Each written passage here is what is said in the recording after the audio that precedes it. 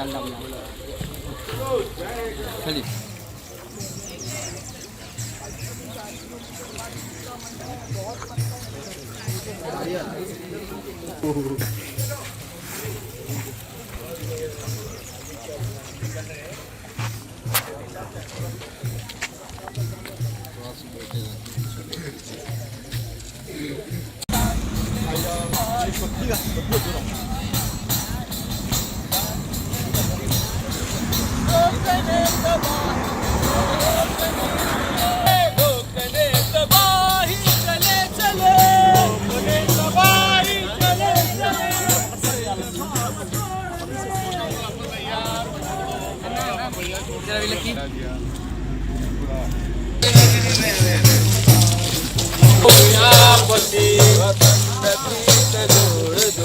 अखंड प्रीत जोड़ दो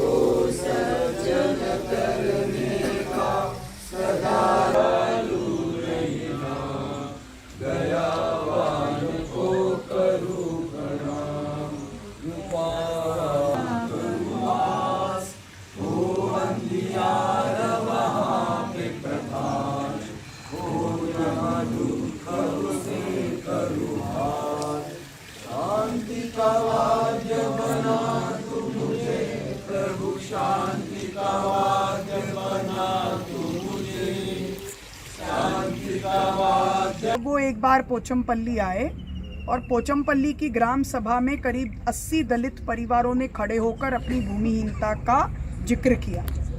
तब वहाँ पर विनोबा जी तो सोच ही रहे थे कि इसका क्या हल होगा। इतने में रामचंद्र रेड्डी जी ने खड़े होकर कहा कि मैं अपने 80 एकड़ जमीन दान देता हूँ, ये इन दलितों परिवारों में बांट दिया जाए। उसके बाद विनोबा जी को ये आइडिया आया कि हमें पूरे देश में भूदान, उसी समय ये शब्द निकला और ये भूदान का कार्यक्रम शुरू करना चाहिए। इसीलिए आज आपके यहाँ पोचमपल्ली को भूदान पोचमपल्ली कहते हैं। फिर पूरे देश में 13 साल तक विनोबा जी पैदल गए हैं और 47 लाख एकड़ जमीन गरीबों को दान में इस तरह से लोगों से प्राप्त करके दी है। हम लोग जानते हैं कि समता को लाने के लिए बहुत सारे सशस्त्र प्रयास भी हुए हैं, पीपल्स वॉर ग्रुप और अन्य उग्र वामपंथियों के माध्यम से, लेकिन अहिंसात्मक समाज निर्मित और अहिंसात्मक तरीके से हृदय परिवर्तन करते हुए समाज में समता लाने का प्रयास, ये विनोबा जी का अनूठा प्रयास था। और ये सर्वोदय शब्द कहाँ से आया, ये भी थोड़ा जानना ज़रूरी है। सर्वोदय शब्द जब महात्मा गांधी इंग्लैंड की यात्रा कर रहे थे तो 6 महीने करीब करीब वो स्टीमर में थे, तब उन्होंने जॉन रस्किन का अनटू द लास्ट नामक जो निबंध था वो पढ़ा।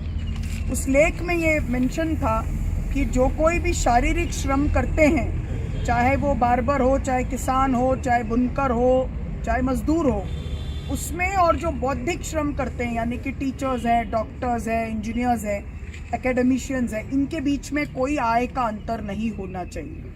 उसी को उन्होंने अनटू द लास्ट कहा।